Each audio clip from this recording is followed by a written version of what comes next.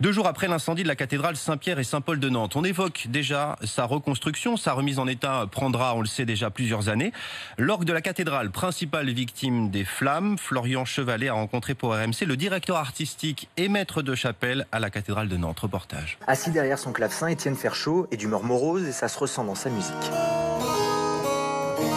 Le directeur artistique de la cathédrale de Nantes est très affecté par la destruction de l'orgue dans l'incendie de l'édifice. Aujourd'hui, il ne reste rien de l'orgue. Il va nous manquer là, vraiment beaucoup. Sa réaction lorsqu'il a vu l'état de l'instrument, d'abord une grande colère, puis une ambition, celle de reconstruire. C'est une priorité. Il faut un orgue à la cathédrale de Nantes. On ne pourra pas refaire le même orgue, ça c'est sûr. Peut-être qu'on peut prendre le pari d'aller vers un instrument résolument plus moderne. En plus de l'orgue, l'ensemble de la verrière a disparu. Les vitraux et certaines pierres ont explosé sous l'effet de la chaleur. La reconstruction se fera en plusieurs étapes selon Valérie Godard, conservatrice régionale des monuments historiques. Une première phase, la sécurisation d'urgence qu'il faut faire, et ensuite toute la phase en effet de réparation, restauration. Il y a une énorme partie de nettoyage. Pour Christophe Loeb, directeur de l'entreprise en charge des travaux, impossible de fixer un calendrier précis ni de savoir quand exactement les premiers visiteurs pourront retourner dans l'édifice. C'est quelques années, vous dire combien, c'est très difficile. 2 ans, 3 ans, 5 ans. Pour aider à la reconstruction de la cathédrale de Nantes, la Fondation du patrimoine a lancé ce week-end un appel aux dons.